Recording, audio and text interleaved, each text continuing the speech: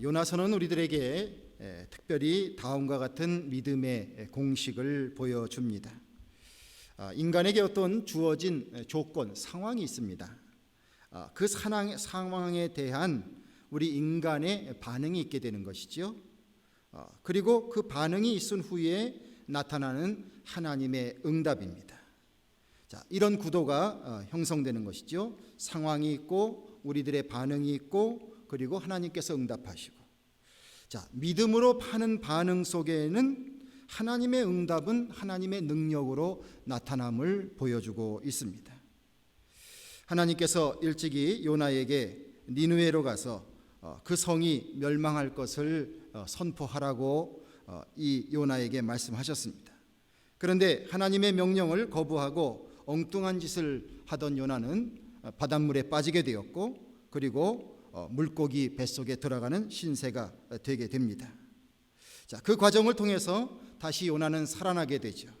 하나님께서는 이 요나에게 재차 말씀하십니다. 이제 니느웨로 가서 멸망을 예고하라고 하셨습니다. 이제 요나는 하나님의 말씀을 거역하지 아니하고 드디어 니느웨로 가게 됩니다. 그리고 그곳에서 이제 하나님의 뜻을 전하게 되는데, 성이 하도 커서 3일 동안은 외쳐대야 됩니다. 그런데 먼저 하루 동안 백성들 앞에서 40일 후에 이 니느웨가 무너진다, 그것을 선포했습니다. 그랬는데 하루 동안 선포를 했는데 그때부터 이제 그 성의 사람들에게 반응이 있기 시작했습니다. 오늘 그 말씀 5절에 보면은 백성들은 하나님을 믿기 시작하면서 금식하게 되고 또 모두 베옷을 입는 일이 벌어졌습니다. 6절을 보면 왕이 그 소문을 듣게 되었고 자신이 굵은 배를 입고 제 위에 앉는 그런 회개의 모습을 가졌습니다. 7절을 보면 왕은 대신들과 함께 조서를 내려서 니느웨에 있는 모든 사람, 심지어 짐승에게까지 금식을 명하도록 했습니다. 8절을 보면 왕은 사람들과 짐승 모두 굵은 배를 입도록 했습니다. 그리고 힘써 하나님께 부르짖도록 했습니다. 심지어 각자가 행했던 악한 길, 강포를 행했던 것, 그런 모든 것으로부터 떠나도록 칙령을 내렸습니다. 왕과 백성들의 반응은 하나님의 마음을 어떻게 해서든지 돌이켜 보려고 하는 그 간절함이 그들의 행동 속에 묻어나고 있었습니다. 9절에 왕은 이렇게 고백합니다. 하나님이 혹시 뜻을 돌이키시고 그 진노를 그치사 우리로 멸망치 않게 하시리라. 그렇지 않을 줄 누가 알겠느냐. 이렇게 그들은 마음을 갖고 최선을 다해서 그들의 잘못을 회개하려고 노력을 했습니다. 그에 따른 하나님의 반응은 10절에 나오게 됩니다. 그들이 악한 길을 돌이켜 떠난 것을 하나님께서 감찰하셨다는 것이죠. 그리고 그 뜻을 돌이켜 재앙을 내리지 아니하셨다. 여기서도 우리가 신앙의 원리를 찾아보게 됩니다. 니느웨 성은 이제 어떠한 이유든지 멸망을 받을 상황이 되었습니다. 이 소식을 들은 백성들은 그 소식을 듣고 회개를 선택하게 됩니다. 회개라는 반응을 택하게 됩니다. 그 반응을 보이자 하나님께서 그 니느웨를 멸망시키지 않고 구원시켜 주시는 그런 주님의 응답이 있으셨습니다. 요나의 입장에서 볼 때에도 하나님이 너는 니느웨로 가라 재차 명령하셨을 때에 요나가 순종으로 니느웨를 가는 반응을 보였습니다. 그리고 그곳에서 하나님 명령하신 대로 니느웨가 멸망할 것이라고 선포했습니다. 그랬더니 그 땅에 있는 사람들이 회개했죠. 그 과정을 통해서 하나님은 결국 그 니느웨 사람들을 다 지켜주시고 또한 이 요나의 사명도 완성할 수 있는 그런 은혜를 베푸셨다 하는 것입니다. 이 요나서를 통해서 우리는 아주 간단하지만 정말 중요한 믿음의 공식을 계속 반복해서 볼 수가 있는 것입니다. 여러분들, 우리들에 대한 현실이 있습니다. 우리 모두에게 여러 가지 현실이 있습니다. 앞으로 어떠한 현실이 우리들에게 주어질지 모릅니다. 이것에 대해서 분명히 우리는 반응을 보일 것입니다. 어떠한 모습이든지 반응을 보일 것입니다.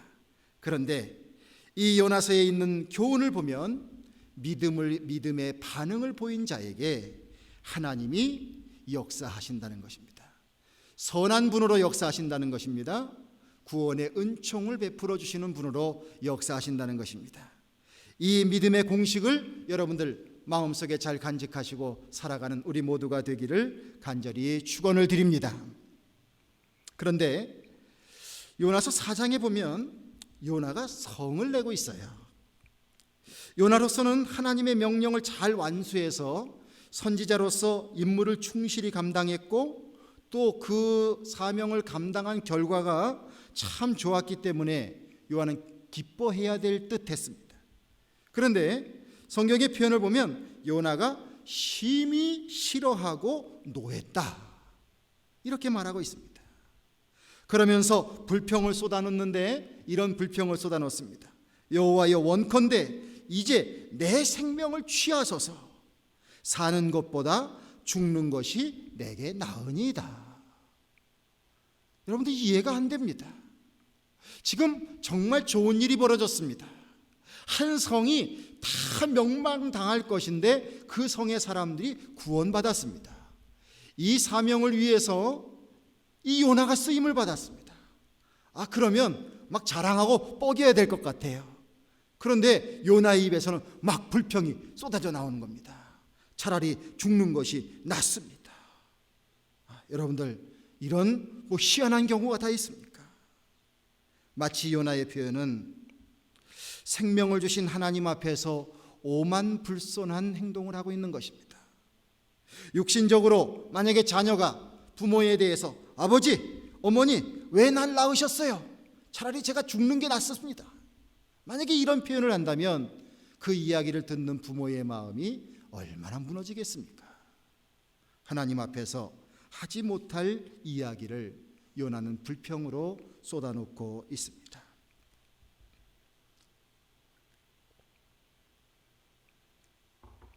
사실 요나는 하나님의 명령을 거역했습니다. 하나님께서 주시는 명령을 처음부터 지키고 싶지 않았습니다. 그래서 엉뚱한 곳으로 갔습니다. 배를 탔습니다. 풍랑이 일어났습니다. 요나가 잘못된 사람이라는 것이 발각이 났습니다. 그래서 물속에 빠졌습니다. 꼼짝없이 죽게 되었습니다. 그런데 하나님께서 물고기를 보내서 이 요나의 생명을 살려내십니다. 물고기 뱃속에 있었던 요나는 하나님께 이런 고백을 하는 거죠. 이제 적어도 살았다는 마음의 확신은 들었던 모양입니다. 이런 고백들을 하고 있습니다. 내가 다시 주의 성전을 바라보겠습니다. 감사하는 목소리로 주께 제사를 드리겠습니다. 내가 여호와를 생각합니다. 주께 드린 서원을 갚겠습니다. 구원은 하나님께로부터 옵니다.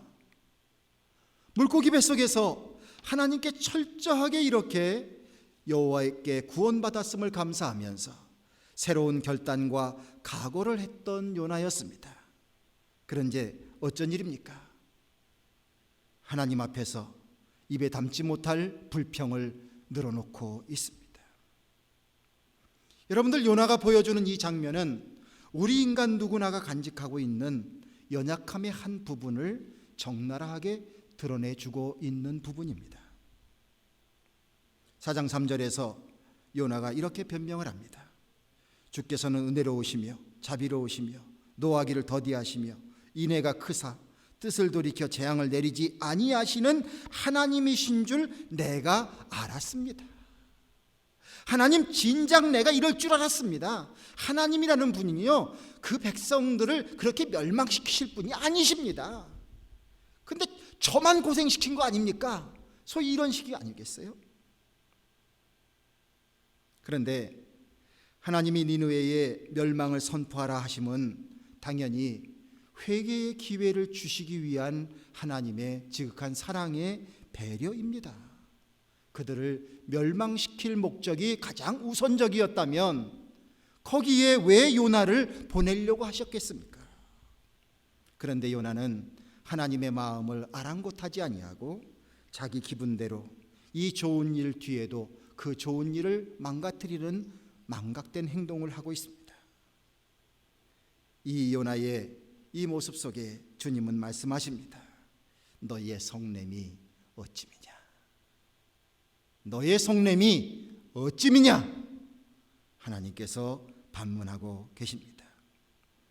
요나가 하나님의 크신 사랑을 깨닫고 실천할 믿음이 있었다면 자신이 구원받았을 때 정말 이런저런 말로 감사를 했지 않습니까?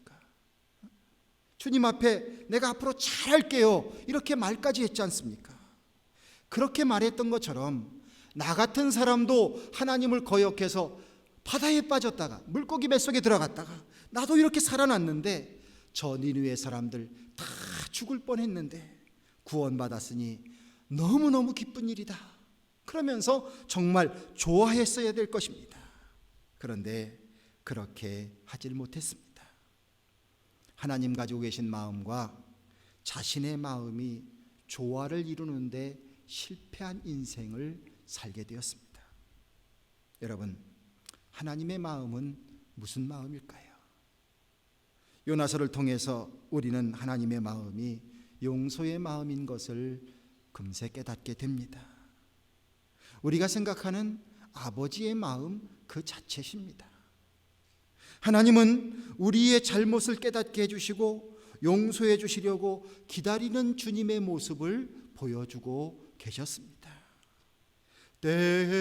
때리시고 어루만져 위로해 주시는 우리 주의 넓은 품으로 어서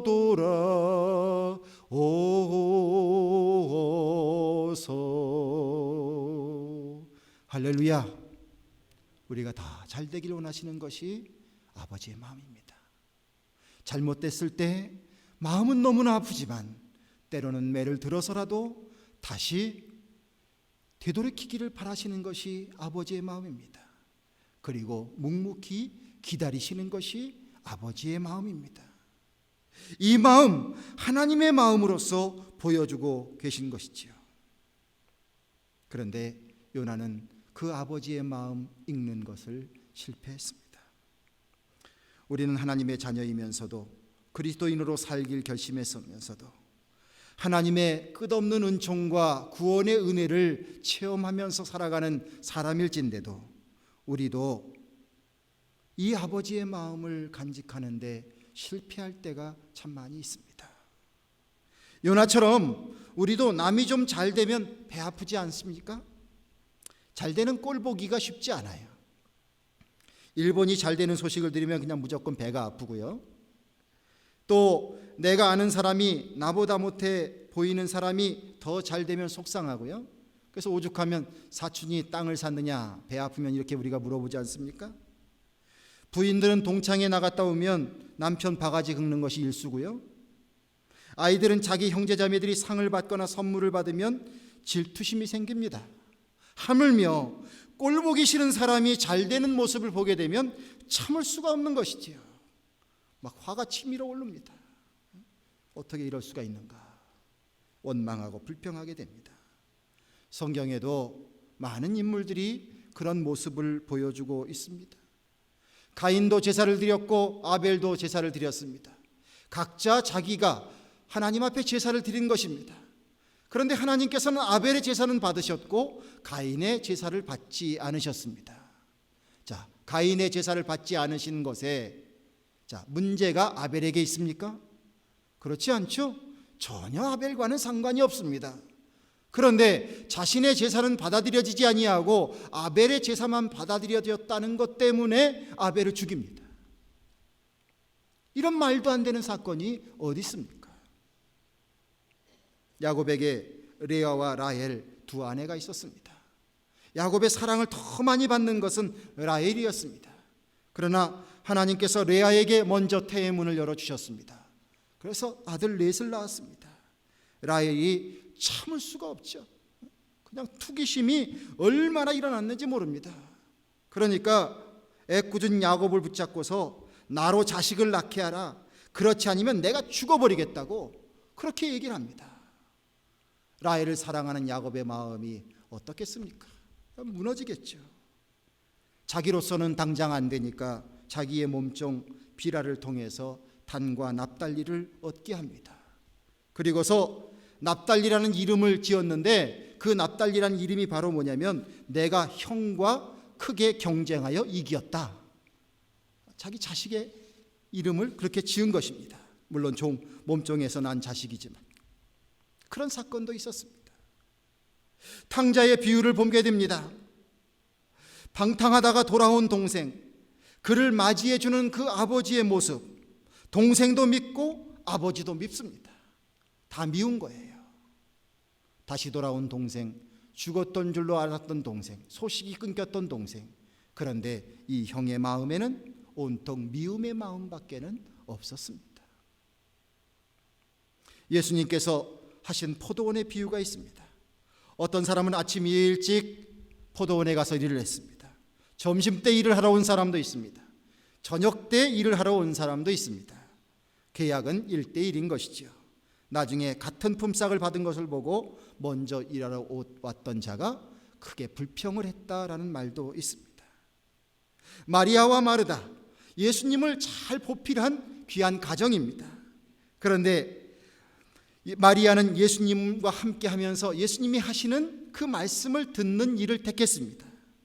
열심히 땀을 흘리며 일을 하던 마르다의 마음속에는 심한 불평과 원망이 생기기 시작했습니다. 예수님께 찾아가서 저 철딱선이 없는 마리아를 꾸짖어 달라고 집안 망신을 하는 모습도 보게 됩니다. 어떤 좋은 일 뒤에 많은 불평이 생기고 그 속에 편치 않는 인생의 모습을 보이는 사람들의 모습을 많이 보게 되는 것입니다.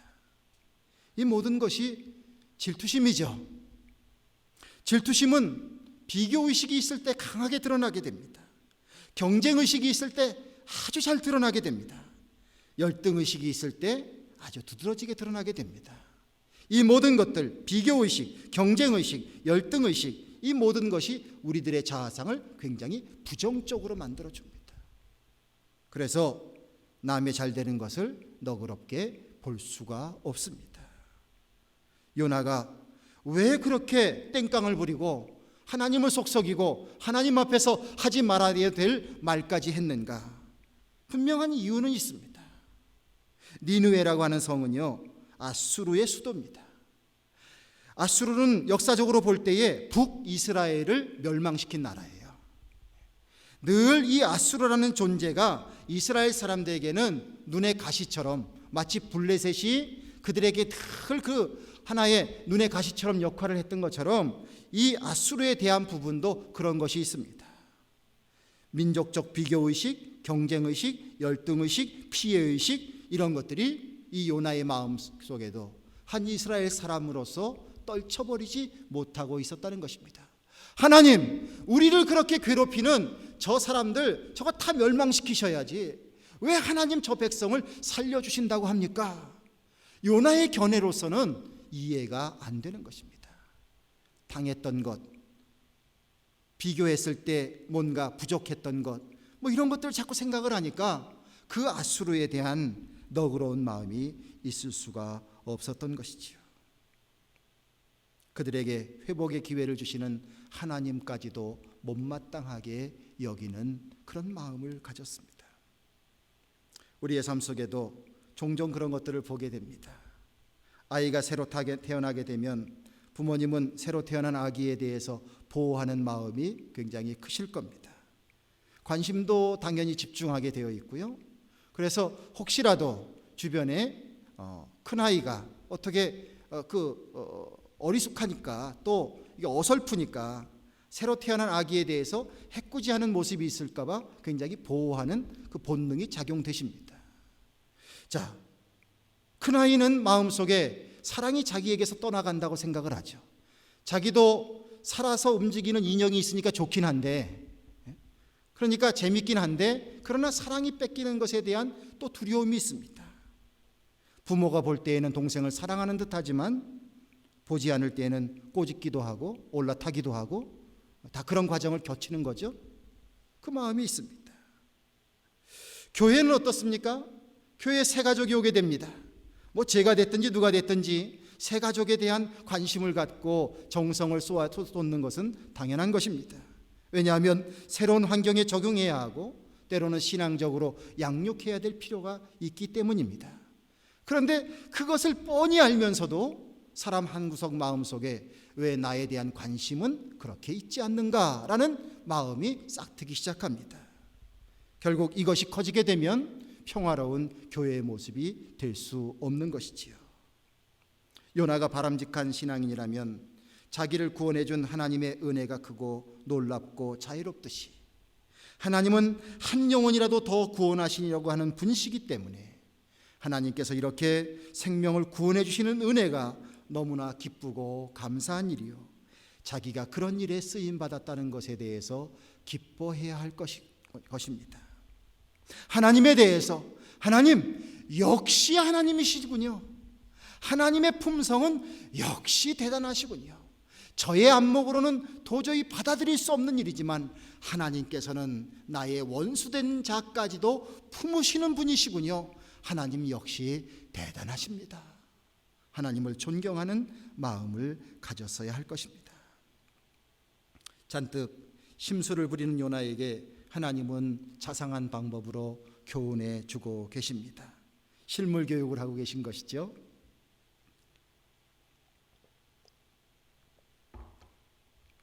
니느웨 성이 어떻게 되나 요나는 그 성을 바라다보는 곳에 가서 그 성을 주목하고 있었습니다. 하나님께서 박넝쿨을 하나를 자라게 하셔서 그늘을 만들어 주셨어요. 대학볕에 그 속에 들어가서 있으니까 요나가 견딜만해요. 참 좋았어요. 그런데 한참 인조이하고 있는데 벌레가 와서 박넝쿨을 싹싹 갉아먹습니다.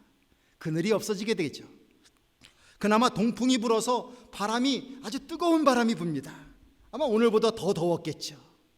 자, 그렇게 되니까 그 해가 머리에 쬐고 동풍은 불고 이제 박넝쿨은 다 없어지고 이렇게 되니까 그냥 이제 또 요나가 심술을 부리는 거죠. 사는 것보다 죽는 것이 내게 낫습니다. 하나님, 사는 것보다 죽는 게 나아요. 막 이러면서 또 그냥 막 불평을 하는 거죠. 9절 말씀에 하나님이 말씀하십니다. 내가 박넝쿨로 인하여 성냄이 어찌 합당하냐. 요나가 대답합니다. 내가 성내어 죽기까지 할지라도 합당합니다. 여러분들, 요나가 이렇게 대답한 것이 맞습니까? 어떻게 생각하세요? 타당한 대답이라고 생각하십니까? 요나의 불평이 정말 합당한 불평입니까? 우리가 이런 말씀을 대하면서 한번 우리 자신들을 곰곰이 생각해 볼 수 있습니다. 나도 요나와 똑같지 않는가? 요나와 같은 태도로 이 세상을 바라보며 살아갈 때도 많이 있지 않은가? 주님이 이 요나에게 다음과 같이 교훈해 주고 계십니다. 4장 10절과 11절의 말씀을 여러분들 잘 들어보시길 바랍니다. 여호와께서 가라사대 내가 수고도 아니하였고 배양도 아니하였고 하룻밤에 났다가 하룻밤에 망한 이 박넝쿨을 내가 아꼈거든. 하물며 이 큰 성읍 니느웨에는 좌우를 분변치 못하는 자가 12만여 명이요 육축도 많이 있나니 내가 아끼는 것이 어찌 합당하지 아니하냐. 여러분들, 아버지의 마음을 배우게 되면 탕자가 돌아왔을 때 형도 함께 기뻐할 수 있습니다.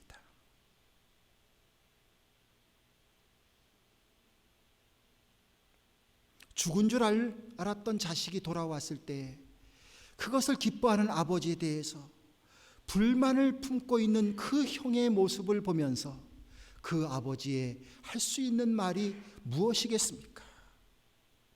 너도 자식 낳고 살아봐라. 이 말밖에는 더 해줄 말이 어디 있겠습니까? 여러분들, 부모의 마음이 이해가 되면 우리의 삶이 달라진다는 거죠. 저는 오늘 이렇게 말하고 싶습니다. 우리의 신앙이 도대체 뭡니까? 여러분들 신앙을 도대체 뭐라고 생각하십니까? 무엇이 좋은 신앙입니까? 어떤 분이 훌륭한 신앙을 갖고 계신 분이십니까? 무엇이 진정한 신앙이십니까? 오늘 말씀드리고 싶은 신앙은 바로 하나님의 마음을 깨닫는 것입니다. 하나님의 마음이 어떤 것인지를 배우는 것입니다. 그리고 나도 그 마음 따라 사는 것입니다. 오늘도 이 세상 속에 하나님은 우리들을 향하여서 귀한 사명을 주셨습니다. 우리가 잘 먹고 잘 살 뿐만이 아니라 이 땅에서 하나님의 자녀로서 하나님의 나라를 이루는 대열에 참여하도록 우리를 먼저 부르셨습니다. 그러기에 우리는 세상의 빛과 소금의 역할을 감당해야 합니다. 심지어는 내가 미워했던 사람도 잘 될 때에 그를 축복해 줄 수 있고, 아니 내 마음을 바꿔서 그를 사랑하고 축복하는 사람이 되기를 주님은 간절히 원하십니다. 그런데 내 마음속에 해결되지 않는 이 열등의식이 있습니다. 이 경쟁의식이 있습니다. 이 비교의식이 있습니다. 이것이 해결되지 않고는 우리가 도저히 그것을 감당할 수가 없습니다. 그런데 한 가지 여겨보십시오.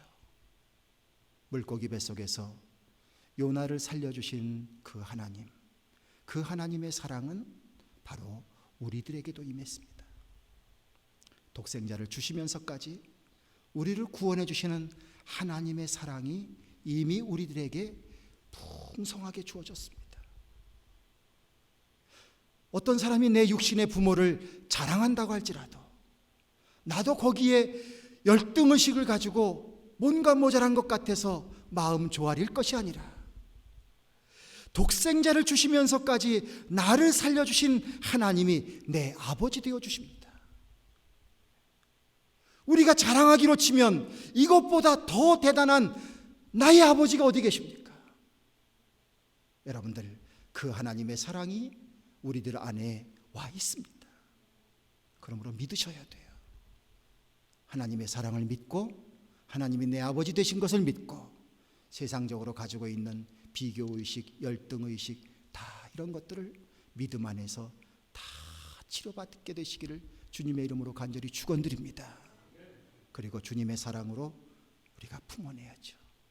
아버지의 마음을 배우고, 그리고 그 마음으로 덮어주고 감싸주고 기뻐하고 남의 잘되는 일을 함께 즐거워하고 기뻐할 수 있는 그런 아버지의 마음을 품는 우리가 된다면 우리의 인생 자체는 진정으로 행복한 인생이 될 것이요, 또한 우리가 감당해야 될 주님께서 주신 사명, 그 사명을 묵묵히 감당하는 아름다운 성도가 되게 될 줄로 믿습니다. 사랑하시는 성도 여러분, 우리 모두 하나님 아버지의 마음을 더 많이 느끼시고 또 그 하나님 아버지의 마음을 배우면서 그 말씀 따라 살아갈 수 있는 우리 모두가 되기를 주님의 이름으로 축원을 드립니다. 기도하겠습니다.